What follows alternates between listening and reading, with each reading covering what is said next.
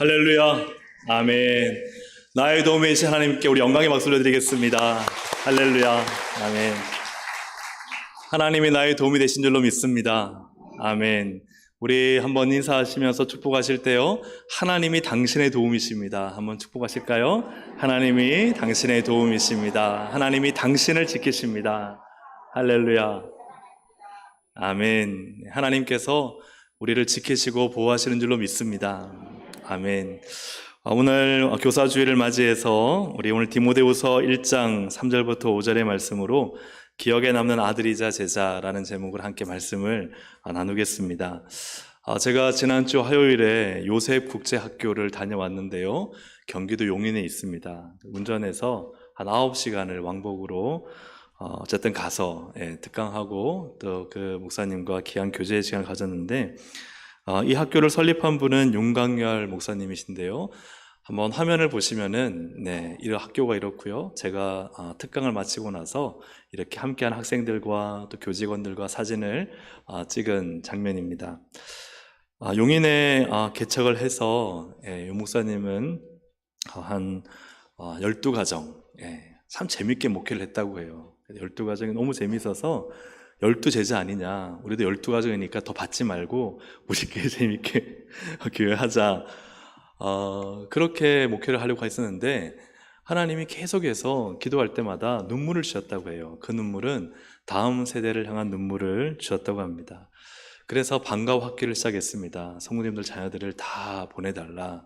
가까운 애들은 오지만 좀 멀린 애들은 직접 차를 운전해 가서 아이들을 다 태워서 와서 먼저 예배드리고 나서 국영수 가르치고 아이들 간식도 모여가면서 최소한의 비용으로 이렇게 아이들을 교육을 시켰는데, 신앙교육과 실제 학업을 교육을 시킨 거죠. 놀랍게도 꼴찌하던 아이가 1등이 되는 거예요. 이런 일들이 일어나고 아이들이 달라지기 시작하니까 몇 번이나 그 아이들의 선생님이 교회로 전화 왔다고 합니다. 그래서 왜 전화 왔는지 물어보니까 아이들이 갑자기 반에서 1등하고 공부도 잘하고 인사를 그렇게 잘하는 거예요. 그리고 아이들이 이렇게 놀랍게 변화되니까 물어봤대요. 너 어느 학원 다니냐? 어디서 이렇게 배웠길래 이게 달라졌냐? 저 교회에서 배우는데요. 그래서 교회에 전화 와서 선생님이 감사하더라는 거예요. 저희가 다 이 친구가 제대로 수업도 집중 못하고 또 걱정이 됐던 친구인데 이렇게 달라지니까 너무 고맙다고, 그런 인사를 여러 번 받았다고 합니다. 학부모들이 자녀들이 변화된 걸 보니까요, 이 목사님한테 저희 학교를 세웁시다 한 거예요. 학교를 세웁시다. 그래서 부모들이 출자해서 유고원을 만들어서, 그래서 용인에서 이 요셉 국제학교를 시작하게 되었는데, 제가 이번에 한 3번째 방문입니다. 가서 아이들 만나면요, 놀라운 게 인사를 그렇게 잘해요. 안녕하세요, 안녕하세요. 처음 보는데도. 근데 2번, 3번 봐도 인사를 해요. 그리고 아이들이 얼마나 밝고 건강한지 몰라요. 그래서 참 잘 아이들을 성장시키는 것이 엄청나게 중요하구나 하는 그런 것들을 많이 깨닫고 옵니다. 영상을 하나 볼 텐데요, 그 CBS에서 나온 뉴스입니다. 그런데 이 뉴스의 내용은 기독 청년들, 그러니까 교회와 관련된, 교회를 꼭 다니고 있는 청년들만 아니라 기독교 교회를 다녀본 청년들을 대상으로 설문조사한 그 내용을 요약해서 뉴스로 보여주고 있습니다. 한번 오늘날 우리 청년들의 상황, 또 이 청년들이 이렇게 되기까지 사실은 우리 교회 교육에 좀 진단을 해볼 수 있는 그런 내용인 것 같습니다. 함께 우리 영상 보고 나서 말씀을 전하겠습니다. 교회 학교를 졸업한 청년들 가운데 교회에 계속 출석하는 비율은 13%에 지나지 않는 것으로 조사됐습니다. 천수연 기자가 자세한 내용 전해드립니다. 교회 청년들이 고등학교를 졸업한 이후에도 교회에 계속 출석하는 비율은 얼마나 될까? 실천신학대학원대학교 21세기 교회연구소와 한국교회탐구센터, 목회데이터 연구소가 공동으로 설문조사한 결과 고등학교 졸업 후 기독 청년들의 교회 출석 비율은 13%에 불과했습니다. 유치원 이전에 교회를 다닌 비율은 65%로 비교적 높았지만 고등학교 졸업 이후에 교회를 다닌 비율은 13%밖에 되지 않아 다음 세대 교회 교육 문제에 있어서 우려의 목소리가 높습니다. 3분의 2가 유치원 이전에 다 교회를 다니던 사람들이고 고등학교 이후에 교회를 나온 사람은 13%밖에 안 되더라. 그러니까 커서 교회 나온 사람들이 없다는 거죠. 그런 점에서 이제 좀 문제가 되지 않겠는가. 더구나 61.7%는 성경 말씀을 지키며 사는 사람은 내 주위에 별로 없다고 답해 생활 속 말씀 실천의 삶이 매우 부족하다는 걸 보여줬습니다. 또 기독 청년 3분의 1은 우리 사회에 대해 희망이 없다고 답했고 47%는 심리 상태에 있어 무기력을 느끼고 있다고 말했습니다. 심지어 자살에 대해 심각하게 생각해 본 적이 있다고 답한 비율도 27%에 달했습니다. 코로나 상황과 관련해서는 51.6%가 국가적인 재난 상황에서 기독교가 정부의 정책을 잘 따르고 있다고 답해 낮은 평가를 받았고 70.6%는 코로나19 확산에 있어 기독교의 책임이 크다는 데 대체로 동의했습니다. 이번 조사는 지난해 12월 30일부터 올해 1월 5일까지 만 19세에서 39세까지 전국의 개신교인 남녀 700명을 대상으로 온라인을 통해 조사됐으며 표본 오차는 95% 신뢰 수준에 오차 범위는 플러스 마이너스 3.7%포인트입니다. 네, 여기까지 보도록 자세한- 하겠습니다. 네.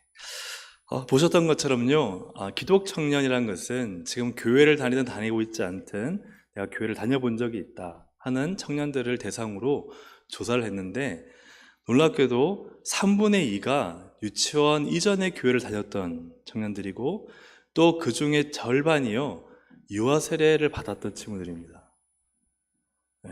그런데요, 청년이 되니까, 고등학교를 졸업하고 청년이 되니까 13%만 남았다는 거예요. 그러면 100명 중에요 13명만 남는다는 겁니다.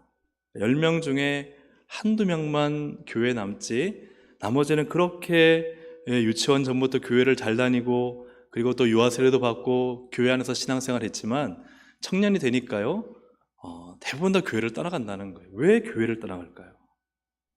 왜 교회를 떠나갈까? 이것이 오늘 우리 한국교회 교육의 좀 정말 우리가 생각해보고 고민해보고 진단해야 될 부분이다, 이제 그런 생각이 듭니다.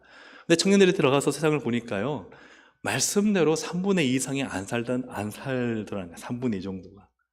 네, 교회를 다니는데 교회 집사님인데 권사님이 장로님인데 말씀대로 사는 사람이 3분의 2가 없다는 거예요. 네, 겨우 3분의 1 정도.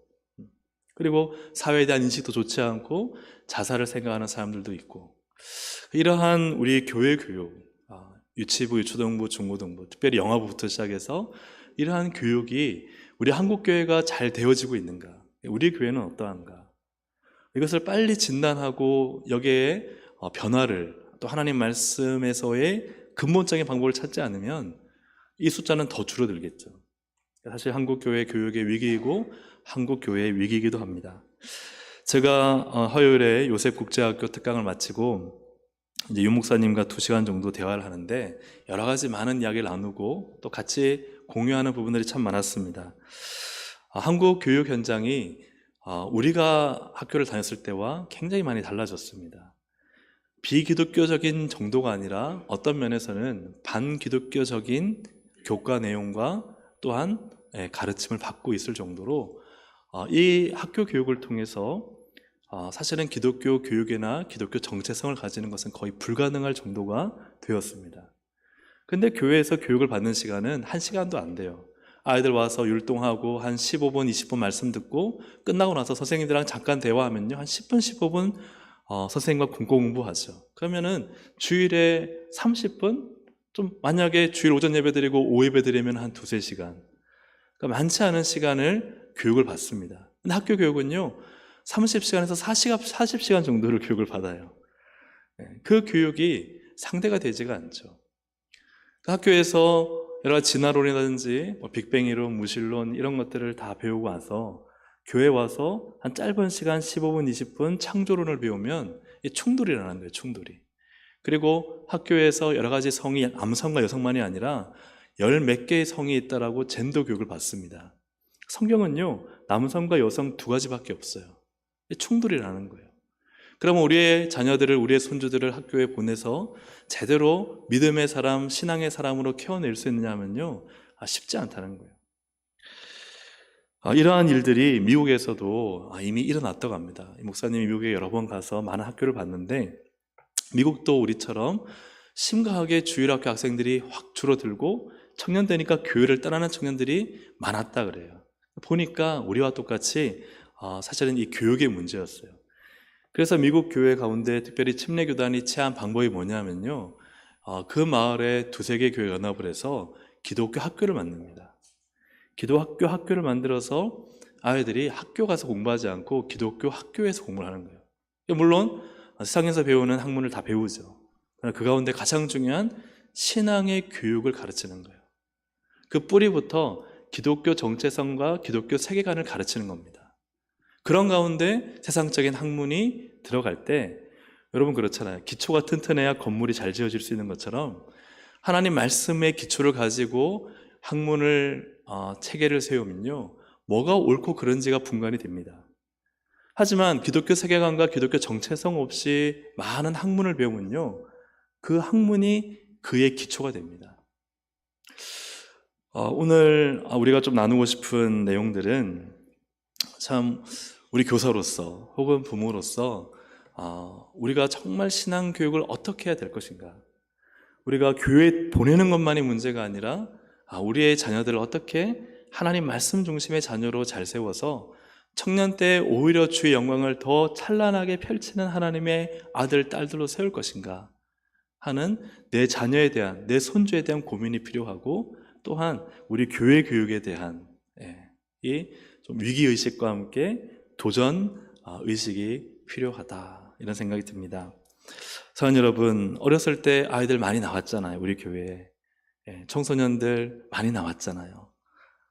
혹시 지금 생각해보면은 걔가 어디 갔지?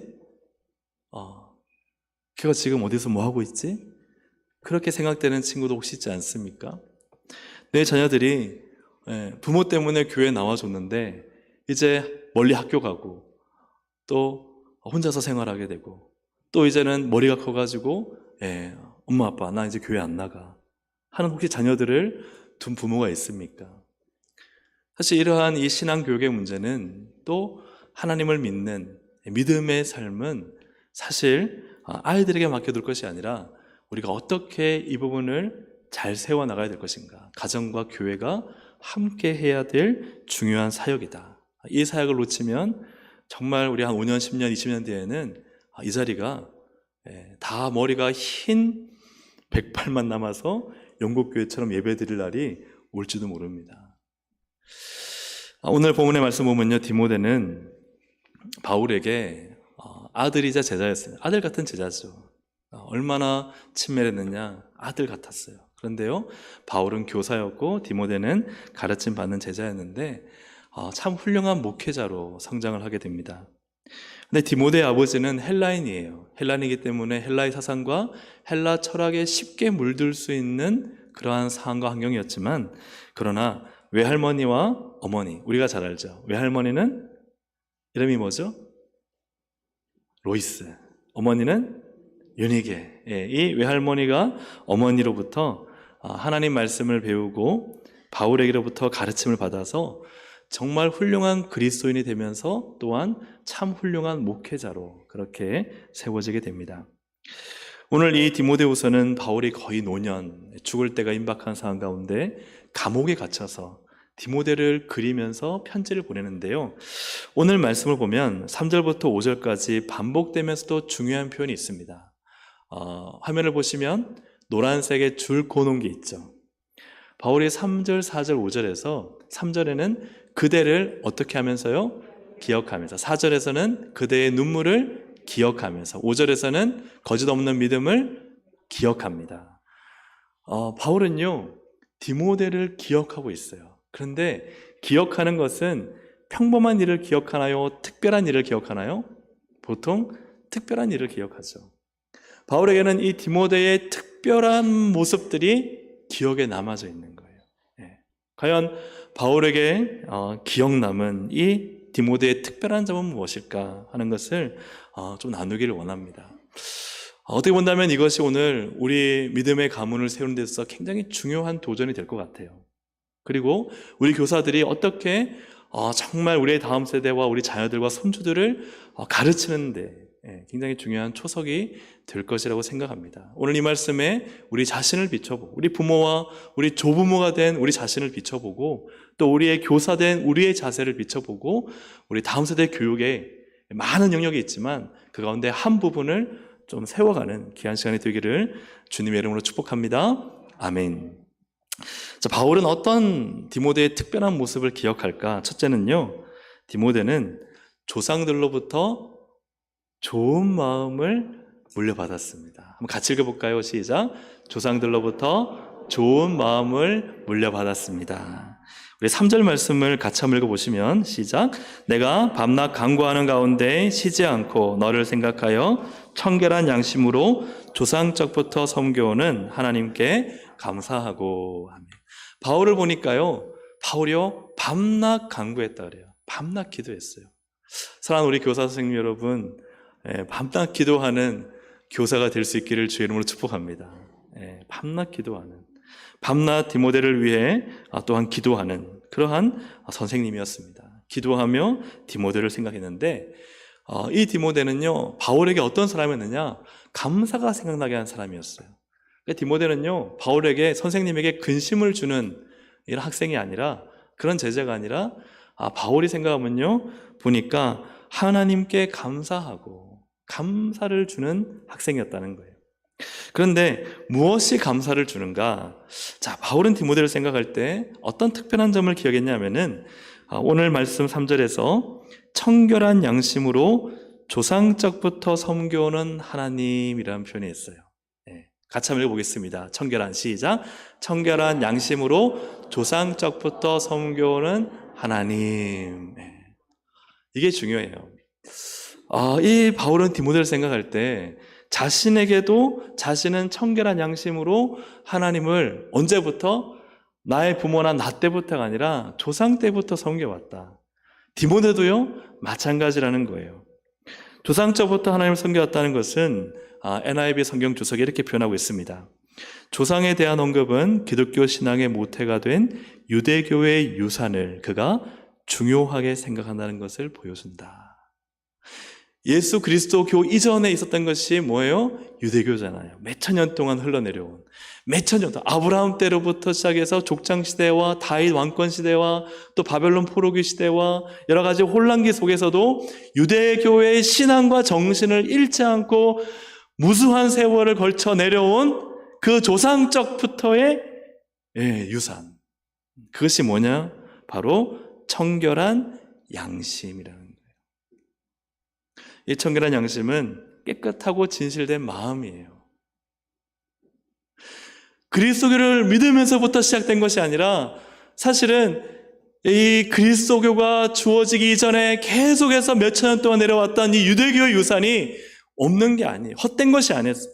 그 안에 하나님을 향한, 또한 사람들을 향한 말씀과 진리를 향한 어떤 마음? 진실되고 깨끗하고 순수한 마음이 유산처럼 내려왔다는 거예요.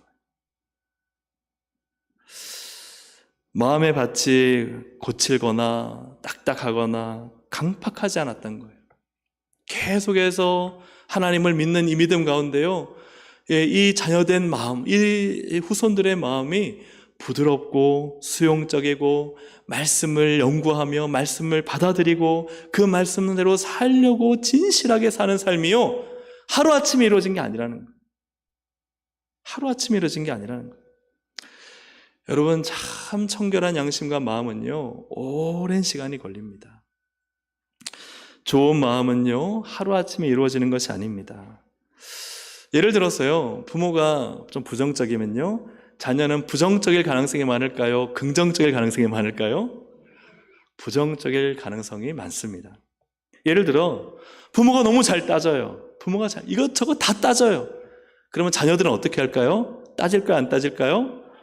따져요. 여러분, 혹시 내가 잘 따진다 그러면 난 왜 이렇게 잘 따질까? 부모를 보시면 돼요. 어떤 부모가 남의 탓을 너무 많이 해요. 어떤 문제가 생겨도 다 남의 탓이야. 그 사람 탓이야. 부모 탓이야.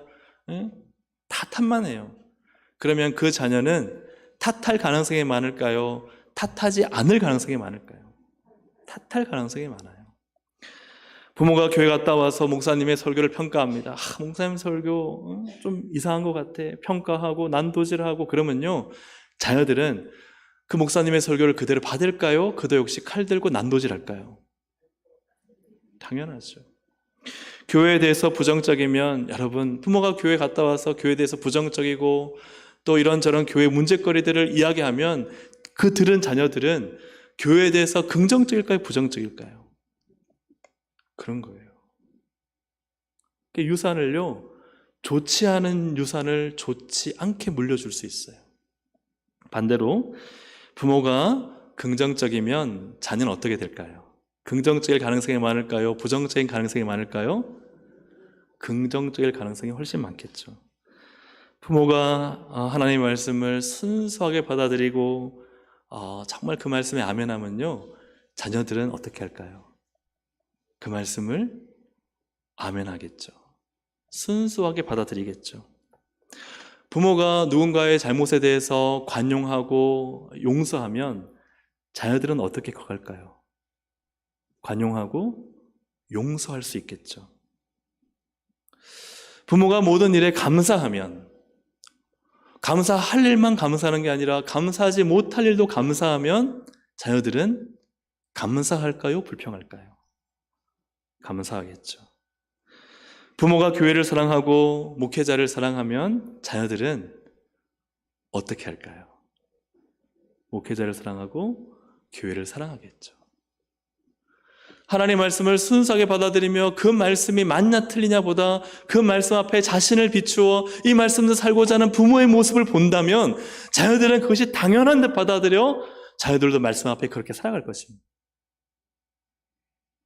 근데 부모를 보니까 부모가 말씀은 아멘하지만 그의 삶 속에 말씀대로 살지 않는 모습을 자녀가 본다면요, 그 자녀는요, 하나님 말씀이나 신앙에 대해서 이중적인 삶을 살게 되겠죠. 그 마음으로, 그 생각으로 이렇게 말할 겁니다. 우리 부모님은 교회 생활, 권사, 집사, 장로인데 세상 사람보다 못해. 왜 그렇게 사는지 몰라. 라고 까지 생각할 수 있습니다. 한국교회 역사는요, 참 짧습니다. 한국 기독교 역사는 그렇게 길지가 않아요. 사역만 하더라도 수천 년 혹은 수백 년이잖아요. 우리는 겨우 한 100년 정도 되었습니다. 참 좋은 마음의 계승이 이제 막 시작된 단계예요. 좋은 양심, 진실된 마음, 신앙인으로 순수한 마음을, 말씀과 삶이 일치되는, 암과 삶이 하나가 되는 이 과정이에요. 우리는 사실은 시작 단계예요. 그렇기 때문에 세상 사람들이 교회를 향해서 비난하는 게 뭐예요? 아는 것과 사는 게 틀리다는 거예요. 여러분, 그래요, 안 그래요? 아는 것과 사는 게 틀린 거예요. 기독 청년들이 좀 이제 세상에 나가서 보니까요, 말씀대로 사는 사람이 3명 중에 1명인 거예요. 반 이상은 그렇게 살지 않는 거예요. 그런 모습 보니까 기독 청년들이 내가 믿어왔던 신앙, 우리 부모의 신앙, 이거 진짜 같이 느껴지지 않는 거죠. 사랑하는 여러분, 참 우리는 지금 시작 단계에 있습니다. 어떻게 하면 우리 부모의 세대, 우리 조부모의 세대가 정말 하나님 앞에 진실되고 순수하고 깨끗한 마음을 가질 것인가, 이 싸움이 우리에게는 필요합니다. 이것이 되어지고, 즉 교사가 그렇게 살고 부모가 그렇게 살고 목회자와 교회 직분자들이 그렇게 살 때 우리 자녀들, 다음 세대가 그렇게 살아가는 거예요. 왜요? 유산이니까. 조상적부터 하나님을 섬기면서 물려받은 청결한 양심, 그 마음 같이 우리 다음 세대를 살리는 것입니다. 우리의 좋은 마음, 순수한 마음, 진실된 마음을 우리 자녀들에게 물려줄 수 있기를 주님의 이름으로 축복합니다. 그래서 요셉 국제학교의 윤 목사님과 대화할 때 윤 목사님 학생들에게 이런 말을 한다고 합니다. 왜냐하면은 다 기독교 집안의 아이들인데 와서 보니까 아이들이 기독교적이지 않은 거예요. 말씀적이지 않은 거예요. 왜냐하면 부모들이 기독교 신앙 가지고 있지만 그렇게 살지 않는 거예요. 그래서 학생들에게 하는 말이, 지금 너희들이 믿음으로 살고 말씀대로 살면 너희 안에 작은 변화가 일어날 거고, 너희 다음 세대 자녀들에게는 더 많은 변화가 일어날 거고, 너희 손주들에게는 엄청난 일들이 일어날 것이다. 그렇게 시작하게끔 한다 그래요.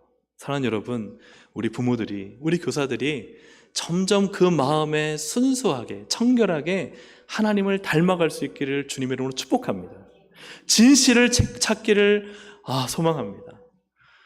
내가 틀리고 내가 거짓 때문요, 그것을 고백할 수 있는 진실함, 사과할 수 있는 마음, 용서를 구할 수 있는 바른 마음, 그 마음을요 지금 우리 부모 세대가 회복해야 됩니다.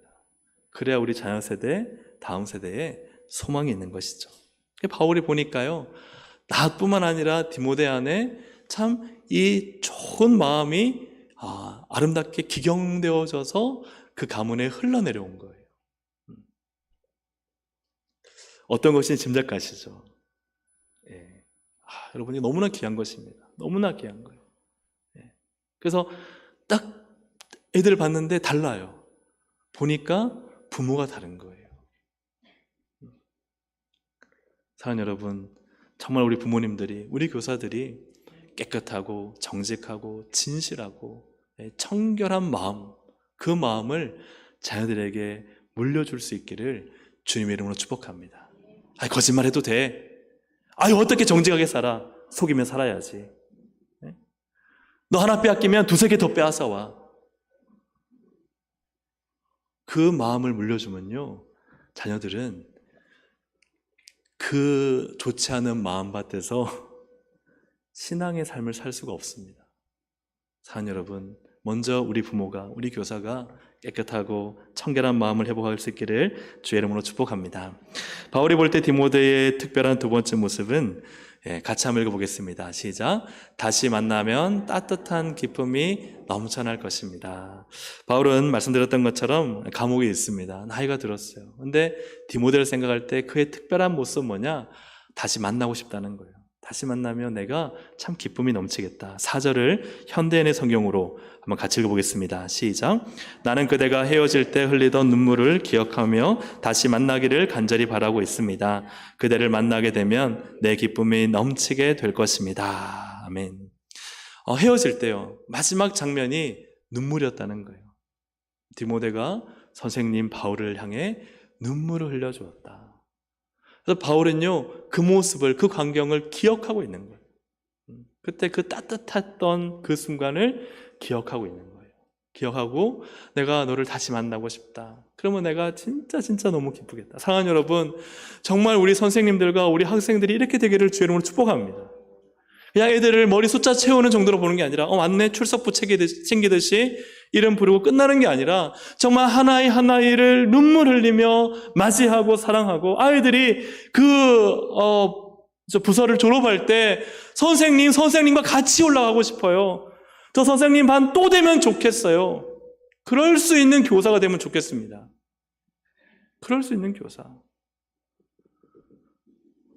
이러한 관계 속에 지금 바울은 그렇게 디모데를 가르쳤겠죠. 그래서 디모데는 눈물을 흘렸겠죠. 2014년 4월 기억하십니까? 세월호가 침몰했던 때입니다. 그때 안산은 난리가 났죠. 안산은 정말 난리가 났습니다. 왜냐하면 교회 아이들이요, 안 보이는 거예요. 안산 빛나 교회에 진주은 교사가 며칠 뒤에 예배를 드릴 때 그 실종자 아이들 3명을 향해서 편지를 썼어요. 저는 이 내용을 보면서요, 제가 다 읽진 않았지만 조금만 읽어드리지만 참 가슴이 울컥하고 눈물이 났습니다. 오늘 사실 이 마음이 교사의 마음이고, 그리고 정말 우리가 맡은 하나의 얼마나 귀한 것인가 하는 것을 좀 발견하는 마음으로 제가 많은 내용 중에 일부분만 발췌해서 제가 좀 읽어드릴 텐데요. 이 교사입니다. 한번 열어주시면, 이분이 진주은 교사이신데요. 네, 제가 한번 내용을 읽어드리겠습니다. 사랑하는 시차나 답이나 다유나, 너희들 어디 있니? 얘들아, 선생님은 너희들 너무 많이 보고 싶어. 대답 좀 해봐. 아무리 목 놓아 불러봐도 대답 없는 너희들의 선생님은 가슴이 타들어가고, 전화를 여러 번 시도해도 받지 않는 너희들이 카카오톡에 지워지지 않는 숫자가 그 어느 때보다 이렇게 원망스러울 수가 없구나. 유독 내성적이고 수줍음이 많아서 쉽게 친구들과 사귐에 있어 많이 힘들어했던 답이나 다유나 너희들을 보면서 어떻게 하면 너희들과 친해질 수 있을까? 어떻게 하면 교회 안에서 행복하게 웃는 모습을 볼 수 있을까를 기도하고 고민하며 조심스럽게 다가가 애들아 우리 밥 먹을까? 선생님이 너희들한테 잘 보이고 싶은데 그래서 우리 같이 밥 먹고 싶은데 왜 자꾸 가기 전 주일날 예배 후 조금 혼을 낸 기억만 맴도는지 잘 다녀오란 말도 하지 못한 게 자꾸 마음에 걸리는지 너희들하고 약속한 것 그 어느 하나도 시작하지 못했는데 영화도 보고 선생님 집에서 맛있는 것도 만들어 먹자고 했건만 너희들은 없고 선생님만 남았네. 여러분 우리가 정말 하나의 하나를 주님의 품 안에서 다시 만나고 사랑하고 이런 경우는 참 못 보게 된 경우지만 만약에 나오지 않는 아이들을 향해서 교회를 떠나간 아이들을 향해서 이런 마음만 품을 수 있다면 우리 여러분 우리 교회 아이들로 넘쳐날 것입니다. 애들이 오지 말라 해도 올 것입니다. 왜요? 이런 사랑이 없으니까요. 사랑하는 여러분 정말 교사가 아이들을 위해 눈물 흘려줄 수 있고 기도해주고 아이들이 선생님과 헤어지면서 선생님 또 우리 반 선생님 되어주세요. 눈물 흘리면서 선생님을 사랑한다면 여러분 다음 세대 교육 비전이 있습니다. 희망이 있습니다. 사랑하는 여러분 깔깔대며 웃는 아이들, 장난꾸러기 아이들, 사춘기 외계인 중2 아이들이 북적북적이는 우리 교회 어떻게 시작할 수 있을까요? 눈물로 다시 만나면 기쁘겠다. 디모데야 그때 눈물로 우리 헤어지지 않니? 다시 보고 싶어. 다시 만나면 내 안에 기쁨이 넘쳐날 거야.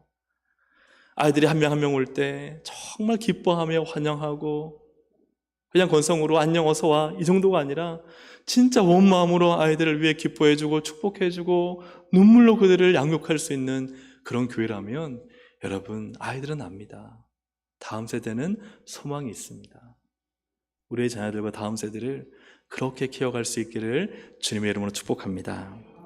마지막 세 번째로 바울은 디모데의 어떤 특별한 모습 함께 읽습니다. 시작. 할머니 어머니로부터 진실한 믿음을 받았습니다. 할머니 어머니는 우리 지금으로 표현하면 부모님과 조부모님이라고 표현할 수 있겠죠. 5절을 현대인의 성경으로 함께 읽겠습니다. 시작. 나는 그대의 로이스와 그대의 어머니 유니게에 있더니 그대에게도 이 믿음이 있는 것을 나는 확신합니다. 믿음의 DNA가 같다는 거예요. 디모데를 보니까 어떻게 이런 다른 애가 나타났지? 어떻게 이런 신앙이 있지? 어떻게 이런 믿음이 있지? 어떻게 이렇게 주를 위해서 인생을 드리지? 보니까요 그에게서 생겨난 믿음이 아니라 사실은 누구의 믿음이었어요? 어머니의 믿음, 또 누구의? 할머니의 믿음이었다. 여러분 믿음은요 유전입니다. 부모는 자신의 DNA를 육적으로도 자녀에게 물려주지만 사실은 믿음도 물려줍니다. 진실한 믿음을 가진 부모는 그 자녀도 진실한 믿음을 갖습니다. 반대로 이중적이고 위선적인 믿음을 가진 부모는 역시 그 자녀도 그렇게 될 가능성이 많습니다. 바울은요 디모데를 보니까 어머니의 믿음이 보이는 거예요. 그 할머니의 믿음이 보이는 거예요. 여러분 부모가 신앙의 개판인데 자녀가 잘 된다고요? 거짓말입니다. 물론 하나님 만나면 특별한 경우가 있지만 그래도요 그 바탕이요 달라요. 정말 믿음이 견고하고 하나님을 향해 순종하고 주님을 위해 살겠다고 헌신하며 정말 사랑으로 믿음으로 헌신으로 사는 가정에서 태어나면요 그 시작부터 다릅니다. 왜요? 부모의 믿음, 할머니의 믿음, 그 믿음을 이어받기 때문입니다. 그래서 바울은요 교사잖아요. 디모데를 가르쳤잖아요. 자신이 가르친 가르침보다 사실은 그 디모데에게서 발견할 수 있는 특별함은요, 그의 어머니와 그의 할머니에게서 발견했다는 거예요. 여러분, 자녀의 신앙교육, 다음 세대 교육은 솔직히 말씀드립니다. 교사에게 있지 않습니다. 물론 교사 중요하죠. 부모에게 있습니다. 조부모님에게 있습니다. 여러분, 자녀들 교회 보내고 나서 자녀들 신앙 잘 못 산다고요? 교사들 탓하지 마세요. 부모가 그렇게 산 거예요. 진짜 훌륭한 믿음은 그 가문의 부모님과 할아버지, 할머니로부터 이어받습니다. 왜요? 가장 많은 시간을 보내는 사람이 부모님과 할아버지, 할머니예요. 교사요, 잠깐 만나요. 목회자요, 잠깐 만나요. 그 가치관, 생각, 신앙, 마음, 태도, 삶의 모든 정체성은요, 다 부모로부터 왔습니다. 부모들은요, 하나님 앞에 가서 혼날 준비, 칭찬받을 준비하셔야 돼요. 자녀를 너한테 맡겼는데 너 어떻게 살았냐? 누가 그렇게 사니까 그렇지 하고 여러분 책망 받으시겠습니까? 아니면 그래, 내가 자녀를 너한테 맡겼는데 나는 정말 너한테 자녀 잘 맡겼다. 네가 진짜 잘 믿음의 사람으로 키워냈다. 그렇게 칭찬 받으시겠습니까? 일본 교회가 많이 무너졌습니다. 한때 정말 부흥할 때가 있었는데요. 일본의 교회가 무너지는데 그 무너진 이유를요, 여기서 찾습니다. 부카츠. 부카츠라는 일본의 그런 이렇게 어떤 활동이랄까요? 이게 뭐냐면요. 사진을 보시면 이렇게 중학교에 들어가면요, 많은 동아리 활동을 합니다. 뭐 농구도 하고 야구도 하고 뭐 축구도 하고 막 저렇게 음식도 만들고 또 뭐해서 컴퓨터도 하고 문화활동, 영북부 이런 동아리 활동을요, 그냥 국가적으로 시킵니다. 이게 부카츠예요. 자기가 자율해서 하는 게 아니라 의무적으로 해야 돼요. 의무적으로. 근데 이 의무적으로 하는 부카츠가 중학교 때 시행되는데 여러분 365일을 합니다. 1년에 며칠이에요? 365일이요. 365일 동안. 그러면요, 이 말은 일요일, 즉 주일에도 하는 거예요. 주일에 부카츠 하면 시합 열조, 또 모이조 이런 활동들을요, 일요일에다가 의무적으로 해놓은 거예요. 근데 일본은 우리가 아는 것처럼 그 공동체 의식과 규율을 굉장히 중요하게 생각하잖아요. 국가에 충성하지 않습니까? 여기에 참여하지 않으면 따 문화가 있잖아요. 왕따시키고 따돌림시키고. 그러니까 이 아이들은 학교에서 살아남고 친구 관계에서 살아남으려면 뭘 해야 돼요? 부카츠를 해야 되는 거예요. 그래서 일요일에 가서 활동해야 되는 거예요. 교회를 나가지 못합니다. 근데 교회 다니는 부모들 역시도 어떻게 해요? 부카츠를 보내는 거예요. 그래서 일본의 부흥이 한참 일어날 때 이 부카츠로 인해서 교회가 확 주저앉고 말았습니다. 확 주저앉고 말았어요. 한국의 부카츠는 뭘까? 한국의 부카츠는 대학 입시인 것 같아요. 대학 입시. 자녀들 공부시킨다고요? 교회 안 보냅니다. 시험 앞두고요? 교회 안 보냅니다. 그러면 자녀들은요, 그 전까지는 그렇게 매주마다 출석하던 교회, 시험 때문에 안 나가도 되잖아요. 그러면요, 자녀들 신앙 완전히 망치는 거예요. 왜 자녀가 교회를 떠날까? 부모가 믿는 것 같은데 사실은 믿지 않는 이 불신앙의 DNA를 자녀에게 물려주기 때문이죠. 하나님 앞에서 믿음으로 사십니까? 믿음으로 결단하십니까? 말씀대로 사십니까? 주의를 어떻게 생각하십니까? 하나님 앞에 헌신된 삶을 사십니까? 부모의 신앙이 자녀에게 그대로 물려진다는 사실. 말씀을 정리합니다. 바울에게는요, 이 디모데가 아주 기억에 남는다. 내가 너를 기억한다. 너를 기억한다. 너를 기억한다. 그런데 그 디모데는 어떤 사람이었느냐? 좋은 마음의 사람이었어. 마음밭이요, 정말 중요합니다. 사랑하는 여러분, 우리 사랑하는 성도님들이 마음밭을 예쁘게 하시기를 주의 이름으로 축복합니다. 근데 그 마음밭은요, 자세히 살펴보면은 내 부모로부터 물려받은 거예요.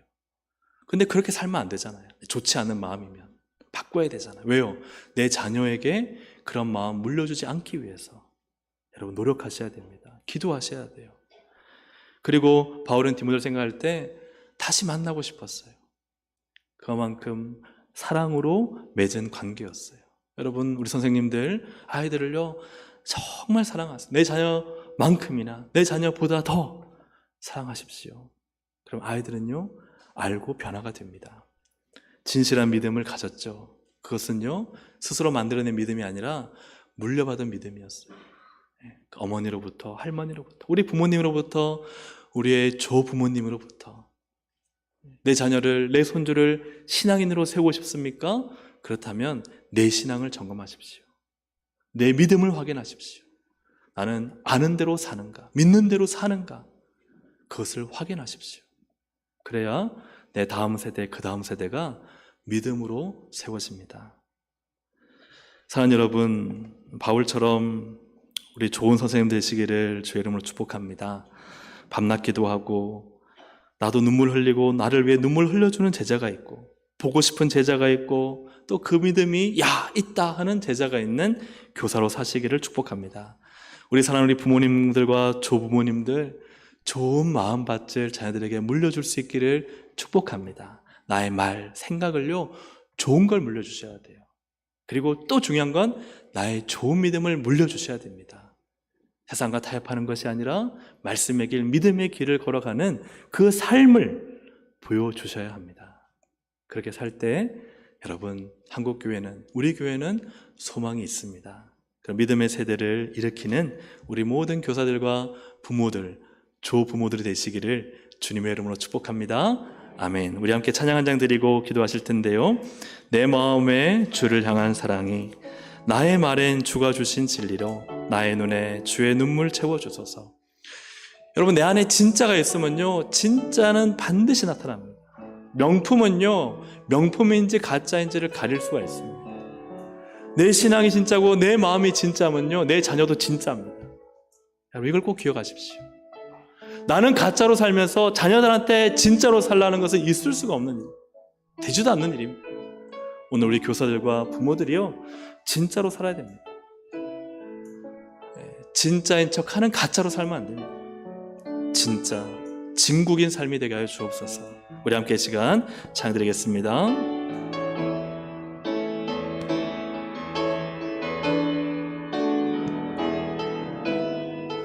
내 마음에 주를 향한 사랑이,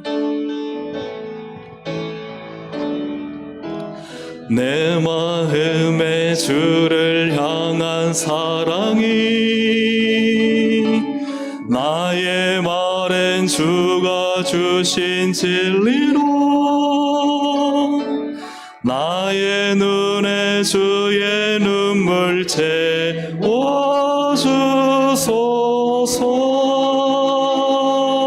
내 입술에 찬양의 향기가, 내 입술에 찬양의 향기가, 두 손에는 주를 닮은 섬김이, 나의 삶에 주의 흔적 남게 하소서.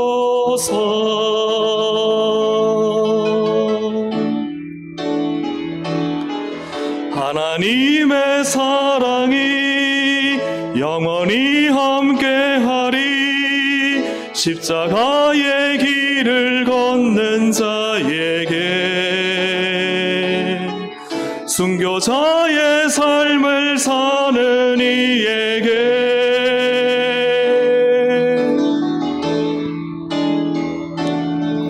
조롱하는 소리와 세상 유혹 속에도 주의 순결한 신부가 되리라. 내 생명 주님께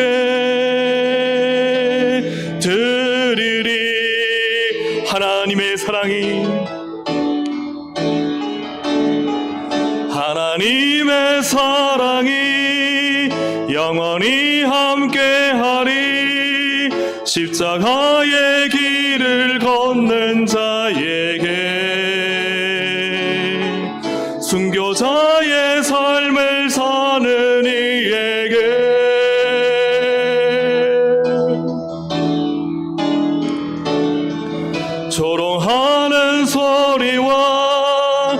세상 유혹 속에도 주의 순결한 신부가 되리라.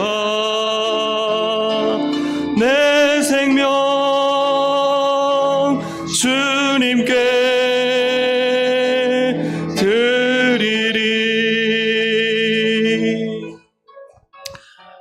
신앙의 첫 세대는요, 자녀들한테 진짜 내가 바둥바둥 믿음으로 살아도 한 10%, 15% 예를 들어 줄 수밖에 없을지 몰라요. 여러분, 그래도 그래도 해야 됩니다. 내 마음이나 믿음이요, 그래도 그러면요, 자녀는요 거기에서 다음에 한 3, 40% 더 줄 거예요. 그럼 그 다음 3세대는요 그 다음에 더 많은 걸 물려주면서요 믿음의 가문이 세워지는 겁니다. 근데 내가 진짜로 살지 않는데, 내가 진짜로 말씀대로 노력하지 않고 말씀으로 치열하게 믿음의 삶을 살지 않는데, 여러분, 자녀에게 물려줄 수 있는 게 없는데 오히려 세상적인 것, 또 비기도적인 것, 반기도적인 것을 물려준다면요, 여러분, 어떻게 다음 세대의 믿음의 세대가 세워지겠습니까? 여러분, 오늘 이 시간 우리 기도할 건요, 하나님, 내가 진짜가 되게 해주십시오. 내가 진짜로 살게 해주십시오. 진짜 주의 순결한 신부로 십자가를 지고 주님을 따르는 사람으로, 하나님을 정말 사랑하는 하나님의 자녀로 그렇게 내가 진실되게 살게 해주십시오. 우리 그 기도를 주님 앞에 좀 드립시다. 우리 시간 주여 한번 부르짖고 우리 함께 같이 기도하면 좋겠습니다. 주여. 하나님 아버지, 오늘 기도합니다. 오늘 우리가 정말 하나님 믿음의 세대로 하나님 다음 세대를 살리기를 원하는데, 나로부터 오늘 나의 신앙, 오늘 나의 마음, 오늘 나의 믿음, 오늘 나의 자리로부터 시작할 수 있도록 하나님 도와주시기를 원합니다. 우리 교사주의를 맡는 교사들을 축복합니다. 어렵죠, 힘듭니다.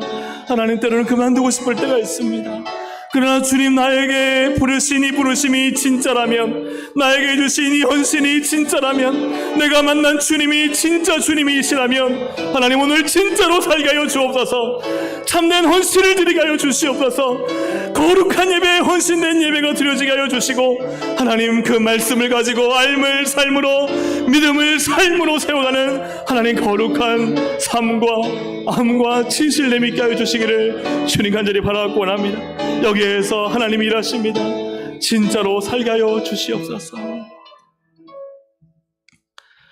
하나님, 우리가 다음 세대를 살리고 교회에 많은 문제점들을 갖고 있지만, 사실 그 문제는 하나님 환경이나 상황에 있는 것이 아니고, 사실은 부모인 내가, 교사인 내가 주님 앞에 진짜인가, 정말 청결한 양심을 가지고 눈물을 흘리는 교사로 진실된 믿음을 우리 자녀들에게, 다음 세대에게 유산으로 남겨주고 있는가? 나는 진짜인가? 나는 가짜인가?